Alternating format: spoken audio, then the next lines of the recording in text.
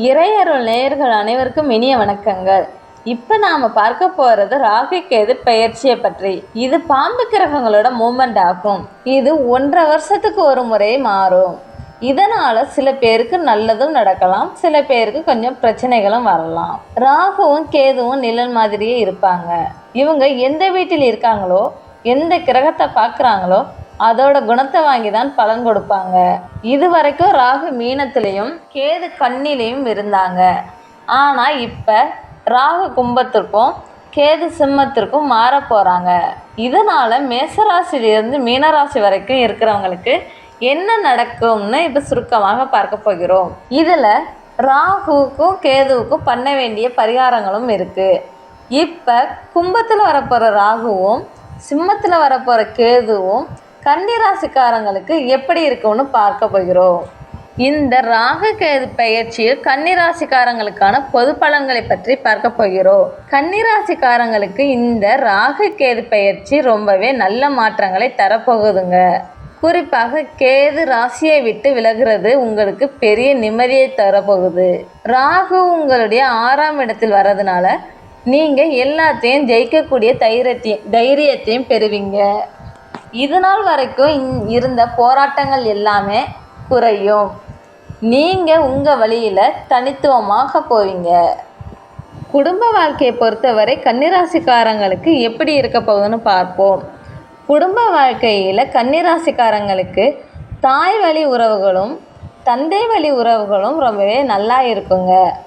குடும்பத்தில் இருந்த பிரச்சனைகள் எல்லாம் விலகிவிடும். நீங்கள் வெளியூருக்கோ இல்லை வெளிநாட்டுக்கோ போய் செட்டில் ஆக கூட வாய்ப்பு இருக்குங்க. கோயில் திருப்பணிகளில் கலந்துப்பீங்க.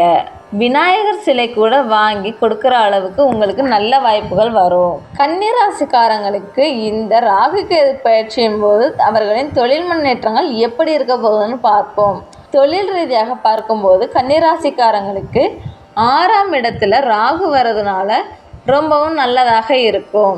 நீங்கள் வேலையில் இருந்தாலும் சரி, இல்லை சொந்த தொழில் பண்ணாலும் சரி, எல்லாத்துலேயும் வெற்றி உங்களுக்கு நிச்சயமாக உண்டு. ரொம்ப நாளாக இருந்த வழக்குகளில் ஜெயிப்பீங்க. பண பிரச்சனைகளும் தீரும். கொடுக்கல் வாங்கலில் இருந்தால் சிக்கல்கள் சரியாகிவிடும். உங்களுக்கு நிம்மதியும் கிடைக்கும். மருத்துவர்கள் மற்றும் மீடியா துறையில் இருக்கிறவங்களுக்கு பெரிய அளவில் நல்ல விஷயங்கள் நடக்க போகுதுங்க. விருதுகள் கூட கிடைக்கலாம். விஞ்ஞானிகளுக்கும் பேர் புகழும் கிடைக்குங்க. வேலையில் இடமாற்றம், வீடு மாற்றம், நல்ல மாற்றங்களும் வரும். பணவரவும் ரொம்பவே நல்லா இருக்கும்.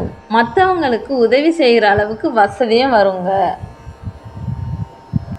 கன்னிராசிக்காரங்களுக்கு கல்வி நிலை எப்படி இருக்க போகுதுன்னு பார்ப்போம். கல்வி நிலையில் மாணவர்கள் ரொம்பவே நல்லா படிப்பாங்க.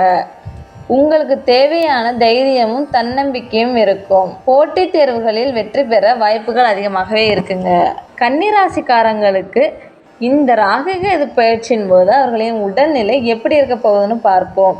உடல் ஆரோக்கியத்தை பொறுத்தவரை கன்னிராசிக்காரங்களுக்கு ரொம்ப நாளாக இருந்த ஏதாவது ஒரு பிரச்சனை கூட சரியாகிவிடும். ஹாஸ்பிட்டலில் அட்மிட் ஆகியிருந்த கூட நல்லபடியாக குணமடைஞ்சு வீட்டுக்கு வந்துடுவாங்க. தேக ஆரோக்கியம் நல்லாவே இருக்கும். கன்னிராசிக்காரங்களுக்கு இந்த ராகு கேது பயிற்சியில் செய்ய வேண்டிய பரிகாரங்களை பற்றி பார்க்க போகிறோம். கன்னிராசிக்காரங்க இந்த ராகு கேது பயிற்சியில் இருந்து அதிக நன்மைகளை பெற தென்குடி திட்டை ராஜகுருவை போய் தரிசனம் பண்ணிக்கிட்டு வாங்க. தஞ்சாவூரில் தான் இருக்காரு. அங்கே போய் 1 கிலோ பசுநெய் 100 கிராம், விபூதி 100 கிராம், குங்குமம் கொடுத்து பூஜை பண்ணிக்கிட்டு அந்த விபூதியும் குங்குமத்தையும் வீட்டுக்கு கொண்டு வந்து பயன்படுத்துங்க. பக்கத்தில் இருக்கிற திருநாகேஸ்வரம், கீழ்பெரும்பள்ளம், பட்டீஸ்வரம் மாதிரியான கோயில்களுக்கும் போய் வரலாம். ஆக கன்னிராசிக்காரங்களுக்கு இந்த ராகு கேது பயிற்சி ஒரு பெரிய நல்ல பலன்களை தரப்போகுது. தைரியமாக இருங்க. எல்லாம் சிறப்பாகவே நடக்கும். நன்றி.